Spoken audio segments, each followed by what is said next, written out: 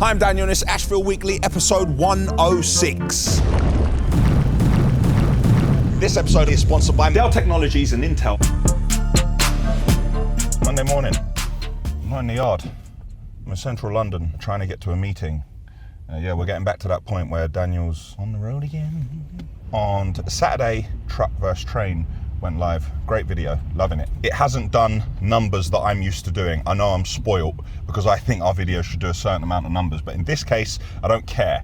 I'm very proud of the video, and the video is more of an industry video, and I'm really happy to see this morning on LinkedIn, a lot of people are recognizing the video and they're saying what great content it is. This video is about showcasing trains and the fact that we have a railhead and the benefit of using trains. So it's going to put Ashville in a completely different light. There aren't many jokes in it. It's not a vlog style. It's an actual epic video, and there's a lot of facts and figures in it. Like, it's quite educational if you don't know a lot about trains. So I'm really happy. I spoke to the accounts team while I'm sat in the car in traffic. I sent a couple of emails that went through this morning, and as they've got in, they're tackling them. I'm back on the nominal codes and trying to divide up revenue. I'm actually adding codes now that we don't actually do that work, but I'm hoping we'll do that work. So I want to get it in place. Like, I've asked them to add one for revenue from putting the road sweeper out on work. We haven't done it at the moment, but if we can get it in place, then when we do have it, we don't need to have the conversation again. But what I didn't realize is we put it in the accounting system. However, the digital system that runs the lorries, the nominal codes from there have to match up. There's still a little bit of a way to go, but I'd say that we're 65-70% there. Now, our revenue was up in September on August, which is obvious because in August it was dead. I think we can do about 30% more. So we're not doing enough, but that is for various reasons. People being away, not having anyone in sales at the time. And basically the jobs that you're kind of talking about today are the jobs that you're doing in 3 or 4 months. So our salesman's been on the ground. He's been making waves. He's been shaking things up. So hopefully there's a bit of a lag and then the sales will begin to do this. But that doesn't necessarily mean you're making money because your revenue's up. Now that we have all the codes against it, all the nominal codes, if our revenue has gone up, but our cost of sales has gone up dramatically, what's the point? What's the point in doing something for £100 and it costs you £99 to do it and you only did 10 more of them? There's no point. So now we can analyze it all properly. I want to make my way through the traffic, have my meeting, and then make my way back to the yard.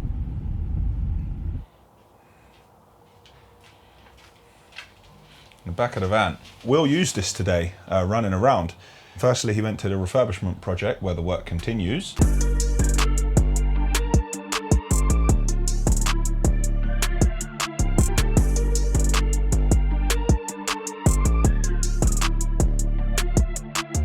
From there, the rack that Will built last week, he strapped it down in here and he brought it to the project where we're installing a Control 4 home automation system. Just had a call with the finance company who were funding the 13-ton Liebherr machine, which is technically a 17-ton machine with the grapple on it.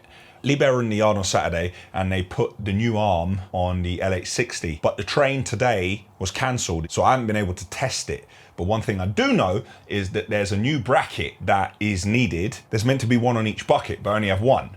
Yeah, I do need another bracket. But then the finance company told me that my finance offer only lasts for 30 days or my rate's gonna go up. So now I have to think to myself, do I wanna pay a higher finance rate on my 17-ton machine and get it this week? Or do I wanna hold out till I get the other bracket for my LH60 and wonder, maybe I won't get it if I don't do this? So I'm not entirely sure what to do. But it shouldn't be like this. But like most things, it is, and I work around it. The time now is 5:29 p.m. I'm gonna go upstairs, do a couple of emails, and then I'm gonna head to the gym, and I'll be back in here early in the morning. I have a meeting at 7 a.m. and then a meeting at QPR at 10 a.m. Let's get out the back of this van.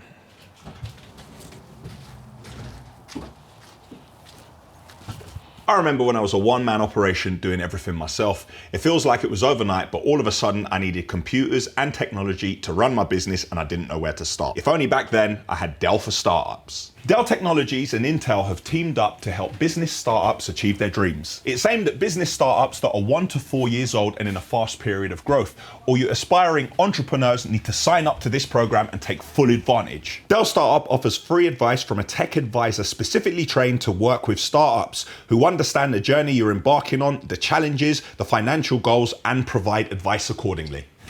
The tech advisors provide products and recommendations suitable for your business and business application. And once you choose the Dell kit you want, Dell Financial Services can help you with financing. So click the link in the description and take full advantage of Dell for Startups and grow your business now.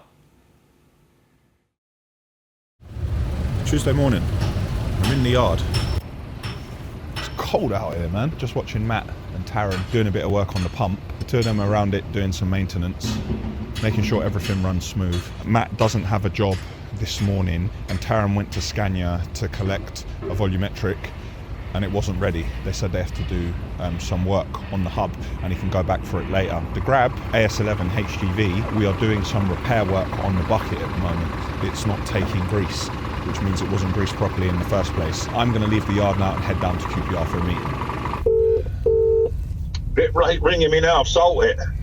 What have you sold now? You say every time I call you, you say you sold something. I've sold it. What have you sold? Your firm? I had a nice diamond ring for you. What on earth? When you go to America, you look like proper. You're a film star now, you're a muck monster, you're a concrete monster. There's an insult coming here. I'm waiting for it. No, there's not. That's nice. How's everything going? Working away. I just left the yard, going to QPR for a quick meeting with the chairman and the manager. Let them know the formation that I want to play at the next game. You might as well put me up front, because all I need is that ball over the top and I'm like a rocket. We actually had an O'Donovan football team. Would they get relegated? And we were very successful with me as striker. We played 6 games, I think we lost 6, and I got a penalty in every game, so I give the referee a score to get it. With your resume, why don't you just you could get into the Tottenham first team? You'll fit right in, why don't you do that? No, Tottenham up that ladder a bit too much, you wouldn't know nothing about. Okay, of course, I wouldn't know nothing about that. Why were you in Bermondsey doing muck the other day, by the way? Are you going to say that that's your area as well? That's not North London. No. Who told you I was in Bermondsey? And what did they call you and say, yeah, your mate was in Bermondsey, what's he doing in my area? Yeah, that's it. How do you know? I've got to go where I'm earning the money, mate. If I ain't got no work up here, you know what I mean? There's loads of work up your way. Why are you doing work up my way? How would you know what's going on up my way? I know everything that's going on. I'm what you call a muck monster. How many muck jobs are you doing today? I think we've only got about 4 or 5. If you're ever in the area and you'd like a nice load of type 1. Michael, has our sister given you a bit of paper to read from? Because you sound like you're reading from a bit of paper. How dare you? How dare you think I read from a script? We got power. The man across the road's got no power. Oh, we've no power either. Got to pay the electricity bill, Mike. Got to pay that electricity bill. No, we've got no power either. I'll let you sort that out. So you'll be after looking for a striker, I'm available. Yep, I'm going to tell them as soon as I get there, and I'll let you know what they say. If Stormzy wants someone to look for his letterbox, I'm available for that as well. Sweet, thank you. All right, then. All right, bye. Bye.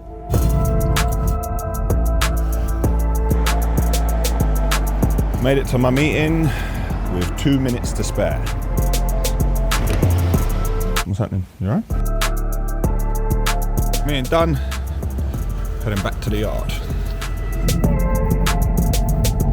This afternoon, I took some time and spoke to a couple of members of staff in the office, one after the other, about the processes we have in place. Something which was pointed out, and it's a very valid point, was the process when new inquiries come in, how we deal with it. I'll tell you what happens at the moment. Somebody calls, Julia speaks to them. If Julia's busy, Chimek speaks to them. If Chimek's busy, then Terry speaks to them. If somebody doesn't know a price, they shout over to Terry. Terry works it out. And these are relatively small jobs. Like, I need a grab today, I need 2 grabs tomorrow, I need 3 skips. But on bigger jobs, either Terry or I price it, and then once Terry or I price it, we'll send the client an email with the rates. Trouble with that is, how do you keep the people's details on the smaller jobs if you're just shouting prices out all day? But at the same time, how do you not annoy them? You ever got this thing where you call to ask somebody a quick question? What's your name? What company are you from? What's your email? What's your phone number? Look, I just want a price for a skip, mate. I haven't got time for this. So it's trying to find a balance between the two. The bigger jobs, we obviously have the people's details because we send them an email. So I'm going to put a process in place now. Whenever we give someone a price over the phone, at the same time, we're going to enter the details into the system and we're going to send them an official quote. That way we manage to have their details. They have a record of it. Nobody can say, oh yeah, but you said. And then we can actually chase those people up. So then the next day, the salesman, he can go through all the quotations that weren't turned into jobs or invoices, call all those people one by one and either annoy them or try and win the work. And with the bigger jobs that Terry and I are pricing, we should actually be filling it in on a quotation in the system also, because then we can set reminders or we can get emails to tell us, you priced this job 4 weeks ago, what's going on here? And then we can keep going back to check. And when the job's gone, we can either speak to the client anyway, or we can kill it dead in the water. So I've been mapping out the process, how we're going to do that, and then I'm going to have a chat with everyone in the office. I'm not going to just send them an email, but I just need to triple check if our new system, how capable the quotations are, because we don't be really sending quotations in aggregates and concrete. We send quotations in the build firm. Will spent the day installing a couple of cameras, and he managed to take some footage of that camera work while he was doing it, which I assume was probably quite difficult. And the best part about it for Will was this satisfying peel right at the end. I'm going to probably leave the yard in about an hour and a half, go to gym. I'm going to be back at the yard at 7 a.m. for a meeting. And then I've got another meeting at 10:30. And just to update you, haven't heard a word on my American visa. Finance is agreed on the new car, which we're trying to get. I believe Liebert are back in the yard on Thursday looking at the LH60. And I believe that the 914 machine is either arriving on Friday or arriving on Monday. It's gonna be a busy week as always. And that's it for today. Sorry. It's Wednesday and I'm in the yard. I've just dropped my passport off to get my American visa stamped in it. And this time, it's definite, and we're about to start fitting the locks on the van.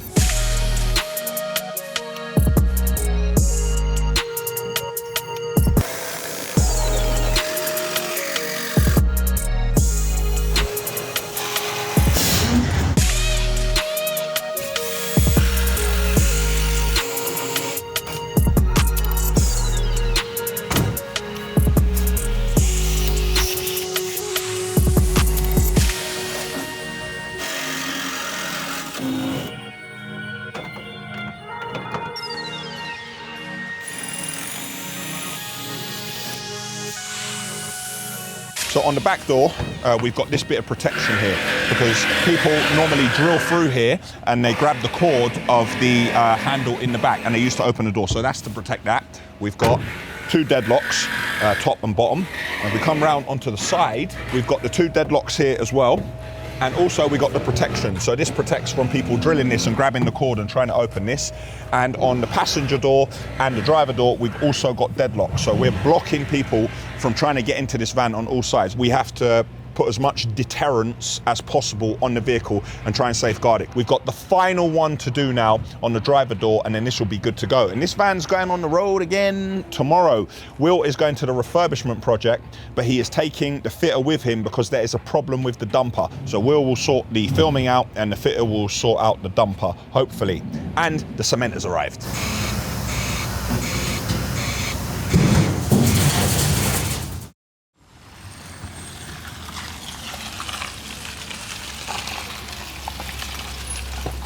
I'm in the yard and just having a look over the dumper at the refurbishment project.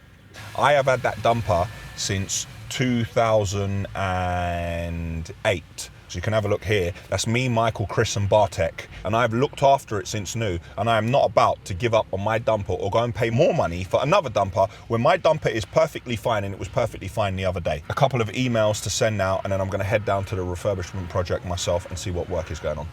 I've arrived on site. Looking at the front here, you can see the extra add-on parts that we're putting. We ran out of the paint we had and we bought other paint, and the paint was a different color. That's what happens when you try and buy paint from 2 different shops. But we're building up the hoarding as far as we can so we have as much privacy. Let's have a look on the front. Vehicle gates are nearly done, and as soon as the vehicle gates are done, we're going to take off the original metal gates and put them aside because the grab lorry's having trouble getting in and out. And with our vehicle gates, we'll be able to secure the site that bit better and have privacy so nobody can see what we're doing inside. Not that we're hiding anything, we just want to have as much privacy for ourselves and the client as possible. We've also connected up some floodlights up here. It's not getting dark early, but when it does begin to get dark early, then at least we can see what we're doing in this area. Grab lorries and other lorries do have working lights on them, but you still need these additional lights to make sure that you can work safely. This hardcore is coming from the screed that we're taking out, and the grabs keep coming daily and keeping this down. Skips are definitely under control. This is the timber skip. Here's a metal one. And I assume, yes, this is a plasterboard skip. These are the plastic pipes that have come out from the underfloor heating system. Screed and underfloor heating is completely gone on the ground floor, and so are the ceilings. Where the new kitchen is going to be located, we're going to keep this vaulted ceiling area. It's going to make the room feel huge. Work outside is on hold because of the trouble with the dumper. As we keep stripping, we're finding a lot of steels we didn't even know were there. So we're exposing them, and we've made a meeting with the engineer. Some of the steels we've removed the block and beam floor so we can see the bottom of it. And we've also removed some block work and exposed it at the top so the engineer can see exactly where the steels are going and what size they are. I have no idea how this is going to change the plans, but that's how it works, and the structural engineer will instruct us accordingly. Before I go into the basement, I'm going to explain to you what we're doing. We're breaking away the screed, and the last time I was here, you saw we had the timber battens on the wall. Well, we took the timber battens off and we're saving them because I feel like we could reuse them. So we break up the screed, load it into gorilla buckets, and then we bring it out of the house and we pour it into the pile at the front. On the first floor, right here, before you saw us breaking up the screed, on this level, all the screed is gone, all the ceilings are gone, all the underfloor heating is gone. Now we wait for the engineer to advise. The staircase I'm walking on is going to be completely changed. We're leaving it in place for now just so we can use it, but we're drawing up a curved steel structure staircase. What's going to have a lovely curved balustrade with a lighting feature in it, but that takes a while to draw. The dimensions of it change based on the finished floor levels that we're going to have, but we haven't finalized the tile we're going to use. So if you consider the build-up of the membrane, underfloor heating, insulation, screed, tile adhesive, and the thickness of the tile, we need to really get into the detail so the drawings for the stairs can be done and we can get it priced. But while they're manufacturing it, a couple mil here and there, we can always make it work on site. I'm fuming about my dumper, which is behind me. I don't think that the grab is going to be able to pick it up. The older grabs we had, like the Volvos with the Epsilon 120 cranes on it, they could pick this up. But the new ones have got so many sensors all around them and they're so sensitive, I don't think it's going to work. So Terry is going to send a flatbed down here to collect this, bring it back to the yard, we'll repair it and then bring it back. There's probably only about 4 or 5 more grab loads of muck in the back to get the level down what we need to do. So get that sorted. Now I'm heading back to the yard. Back in the yard, and as you can see, I have a mammoth slice of cake here. I'm not going to eat all of it. I don't want to mess up the gains. But it was Jay's birthday to you. Happy birthday, dear Jay. Jamie. Happy birthday to you. Woo! Yeah. Wow, what a lovely cake. Who wants a slice? How big is It's a bit of a techie, but still. Is that mine, yeah? I heard you wanted the bounty. I did, yeah. And the candles. Yeah, nice. Big boys get big cake. Lee Bell are back in the yard having a look at the LH60. We still haven't had a chance to test it, so I can't tell you if it's working properly, but they had to set up the limiters and the parameters on the machine so we can stop it from moving into certain areas and we can put locks on it. They did that today. The only thing that's missing from the LH60 is a load chart, what's been ordered, and they're going to post that to us, then we can put it in the cab so Flo can see the load capabilities when he's offloading the tray. 9:06 p.m. I'm finally on the way home.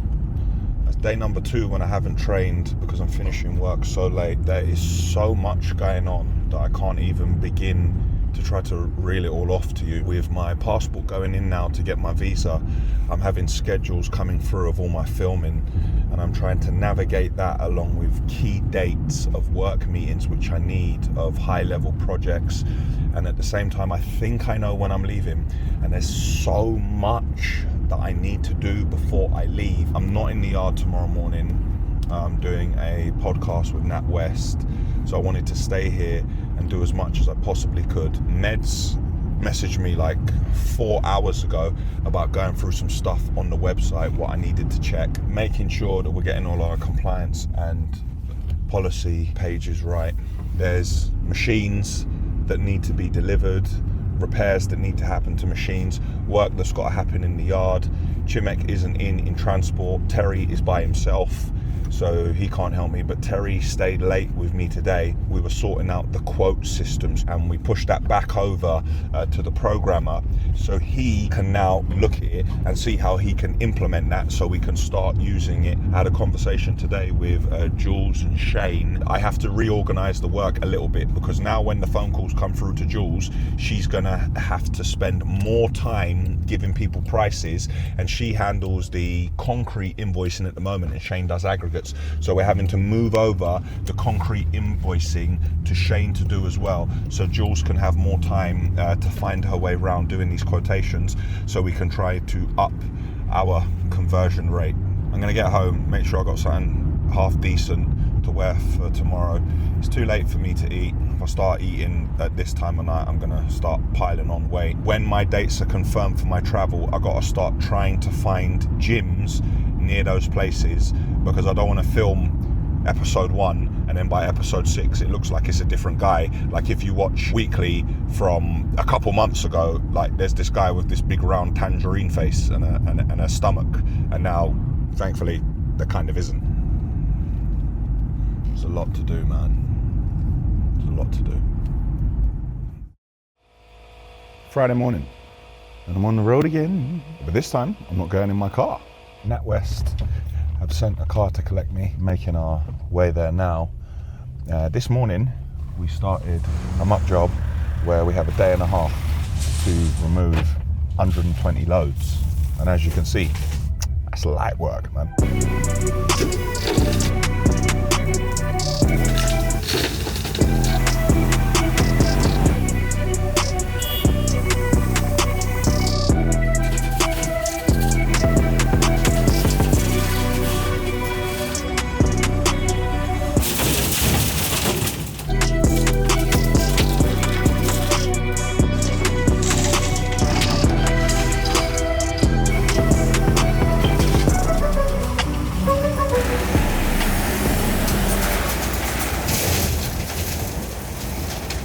What's happening? What are you eating? Hold on. Let me make sure I get the audio. I know you're going to be talking rubbish. Nat West have sent a car to collect me because I'm doing a podcast with Nat West Bank to talk about business. No, you're not. You're doing a podcast because you're in overdrawn by a lot of money and they want to get you in. Look, I'm going to show you something here now. Look, you're going to be really jealous. Show me. They reckon Cayley Plant are only a cowboy outfit. Look. Yeah. Look, they reckon we're only a cowboy outfit. Look at all this. Look all this gear going out here. Look. Look at that. Look. Look, Cayley Plant pulling out again. Look, all the lights on. Look, all the gear on. Look, rollers. Forklifts going out, so busy, can't keep up with it. Where are they going, to the auction or to the scrapyard? You're so funny. They're going out on hire. Okay. You wouldn't be as lucky as me to have so much gear going out on hire at the same time. No, you're right. I haven't got anything that goes out on hire really, except lorries. But if you need a proper shovel or a material handler or something like that, I can help you out with that. You've got one Liebherr shovel. The other one's broke down. Actually, both Liebherr shovels are working. I've got 2. So Nat West have got you doing a podcast. Yeah. Is that a podcast on how not to get overdrawn in 2 weeks? Yeah. You've got nothing better to be doing now. Couldn't you not be in the yard instead of being travelling around to Nat West? Oh, give me a break. I was in the yard till 9 o'clock last night and 9 o'clock the night before. I'm doing like the days I'm doing in the yard. I'm doing like 14-hour days in the yard. Like I'm going back after this. Yeah, but It's no point doing 14 hours in the yard when there's no one else in the yard, only yourself. There is a lot that needs to be done. Now, I never had done it, and I was running a multi-million-pound company many years ago. This road's got very busy today, whatever's happened. It's all the double parking you've done on the road. No one could get round you. The man walking towards me now to ask me a silly question, so I'm going to have to walk down the road. And then now he's following me. He's behind me. You see in the pictures. You got it. Look, you see he's following me. Look. Nice. Broken down grab lorry. Look. Oh no, that's you. Sorry, it's one of yours. I can't believe you put that post up last week. Everybody sent me pictures of that, but I thought I can't send them to you no more. I bought a brand new Grab and I pay monthly full R&M to Scania. I couldn't have got a better spec, and Scania went out and they collected it and fixed it. What have I got to be ashamed of? I ain't got to be ashamed of nothing. It happens. It's not like I run old kit, is it? I'm not like you. Yeah, you never see a red and white one on the North Circular that broke down, though, do you? Yeah, because you ain't allowed to come over this far of London. We don't have no lorries broke down on the North Circular. No, you just pretend that none of them are broke down and say you take off the radiator just to clean it when half your lorries have got no front on them. Our whole fleet is landed here, all 7 of them. Michael. All right, well, I'm going to this podcast. I'll speak to him about seeing if we can refinance your whole fleet and make some money. I'll let you go. I've got a couple of quid spare in the park and help you. Hey, mate, I'm not a proud man. I'll take it. Michael. I am going to get absolutely ripped for this NatWest podcast from him. I wouldn't be surprised if he called the NatWest number and started speaking to them and saying, what are you doing getting him down there? Did my invite get lost in the post? Here we are. I've arrived early. They had to try and fit me in the chair, but I do fit, but I'm not allowed to use the cushion because I won't fit in the chair properly. But they've got a lot of kit here. If Shook You Productions was here, aka Head of Tech Wilson, he could have a look and tell me if this gear is better than our gear. I've had a fantastic chat with this man here, Daniel Ashville LOUISY. We've talked about all sorts of things, your business. We did, my business, my life, how we came to this point, how social media has impacted the business and how I think it's helped, and a bit of advice for some other people as well. And I've shared some secrets with you that I haven't shared before. So if you want to find out what Daniel says, look up the NatWest Business Show wherever you stream your podcast and join us. There you go. Yeah.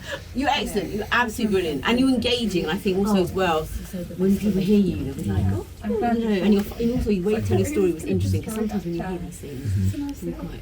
Well, it's not the same. I can get very excitable. Yeah, but that's good. So it's really good. Friday at 6:58. Everyone's gone. I'm in the yard. I'm about to leave and go and try and go gym. I didn't realise earlier, but the dumper is here. I think it came in on the flatbed, so we're going to take a look at that first thing on Monday morning. The yard is a very quiet place. I'll be back as early as I can in the morning because there's a lot to do.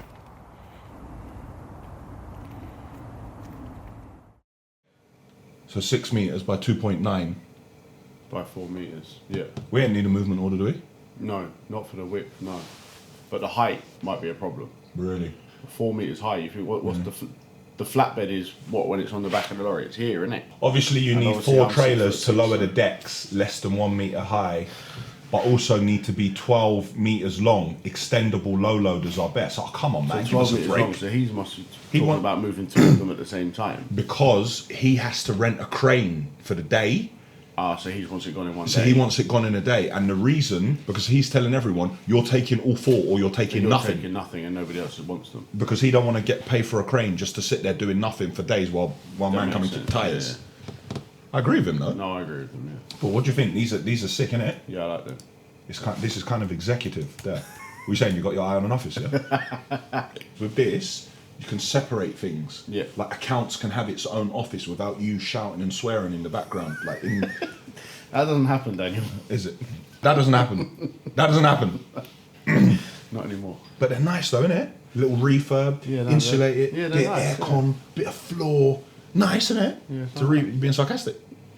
No, Daniel. No, they're nice. Some offices have come up, someone forwarded me something on LinkedIn. They need a bit of TLC and a bit of love. There's some containers that are offices that are 6 meters by 2.9, and there's 4 of them, but they're glass fronted. Don't want to say too much, but there could be a scenario where Ashville are doing a bit of a rejig. I wouldn't say moving, but we're doing a bit of a rejig, and these offices look great. Little balcony area for the summer. We can have a little barbecue. No, I'm being serious. That's the problem. You see this? If we wait till we need this and try to buy We this, won't find them. no, and how much would that be? If I wanted that, how much would they charge me for that? Oh yeah, mental money. Yeah. Yeah. I'm just trying to add value, Terry. It's good then. Saturday, and we're in the yard. We got a lot to do today. We're just trying to work through it and plan our day as best as possible. Shook Ute Productions in the house. Will, can you please print off the plan for the tyre area? Remember the one we did for the show? We don't just do these things for the show. Can you please print off a couple copies, and give that to Terry? I need you to show that plan to Flo. Yeah. Not that he didn't watch it in the show already. As soon as I posted it on Instagram, Flo was like, Oh, new machine, where's it cut? go through the plan with him so they're not just making it up as they go along. Okay, yeah. The best thing for him to do is to dismantle it and rebuild the back and the double wall straight away. Well, I've told him, because the fence is there behind that back wall, I've told him to take that wall down. He has to take it down. You could, yeah, but not rebuild it, because there's a fence there. Because that's what I was worried about. The railway line is behind that. The longer the wall is, the weaker it will get towards the end. Well, why don't we not? But that's probably going to be probably 8 meters, isn't it, of wall? Yeah. And but 8 meters of wall is really 4 blocks. Well, why in that last part of the wall? Why don't we use the biggest block sizes we can instead of using little blocks and trying to piece it? If you use the biggest blocks possible, I'd still prefer to protect him as well as the compressor's going to go in front of that as well. If we got the wall there, we can fix signs on it and stuff like that. We can fix things at high level that people park here, this, that, stop, make sure you got your high vis, this, site map. But he'll have plenty of blocks. We'll see what's going to come out. Then it's going to. But he has to take that wall down because them other walls are tied into it. Use the small ones here, and only the big ones there, because that wall's not going to be strong. So 2.4, only big ones. Yes, thank you, Flo. Okay, we just started in the yard dismantling. So we're dismantling the blocks here, but as we dismantle them, we're cleaning them, and we're going to use the big blocks against the back wall, and then here we're going to use all the smaller ones. Always crack on.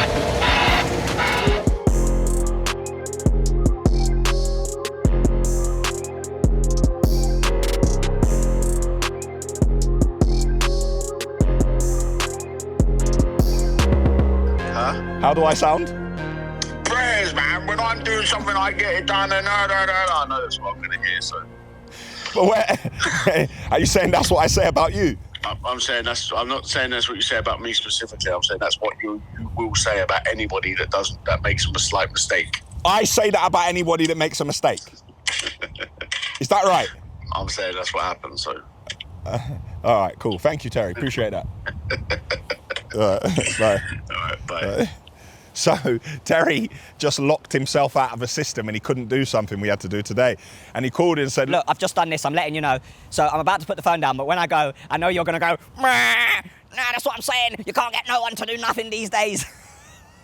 oh no, I wouldn't have said that about Terry. But Terry knows me well, but I wouldn't have said that about him. These prayers, man. Yes, Tel, what's happening? I'm just going to get a cup of coffee. Do you want something from Costa? Why are you trying to shed, man? All I'm saying is, Tel, is the gains are undeniable. So the gains are undeniable, so I can't do it. I'm gonna eat later, but I'm not gonna eat at the moment. But thank you. But you want coffee or something? Yeah, Terry, I might take a hot drink actually, please. Yes, I'll take a hot drink. Yeah. What hot drink would you require? Now let me not be greedy, bro. I've got green tea in my office, and it's all right, Terry. Thank you. You can take a hot chocolate or something if you want. No, hot chocolate. Too much sugar. I haven't broke my fast yet. Got to get that weight down. So you want a latte or something? Bruv, you're not listening to what I'm saying to you. I can't have a latte. It's about 500 calories in it. I'm trying to lose weight, man. Anyway, I gotta go so I can call you names and say you're incompetent behind your back. Yeah. See you later. No one can do their job properly. All right, see you later. Later. Are they stupid, Wilson? Hey! Hey! Hey! Now they must be are they stupid? You know when you watch back the footage and you didn't know the gains were that, I didn't know the game. I thought, you know, see my bathroom, yeah? My bathroom's really dark, so the bathroom can trick you into thinking that you are more hench than you are. The bathroom can trick you. But this is in the cold light of day with no lighting. Boy, the abs were there. Are they stupid, Wilson? I'm back. I'm not back. I'm not fully back. My trim's like a day old, but I'm slightly back. Time is 3:07 and Terry's trying to run out the door. He tried to dust out with Will's stuff, which was left in the back of their van, as Will puts it. We got another cement price increase. Now the increase was going to be by about 20%, but because CO2s came down, the increase was a bit less, but there's another increase. So Terry and I went back to the document I created a long time ago, and all we did was change the price of the cement, and we were able to work out exactly what the new cement prices should be from the 1st of November, because we cannot absorb those costs. Things are tight enough as it is. We made the prices. I already sent them to Meds, and he's got our existing price list, and he is going to update it. And from Monday, we're going to be telling people there's a price rise for concrete and screed from the 1st of November, unfortunately, but things are just going up and up and up, and we can't accept it.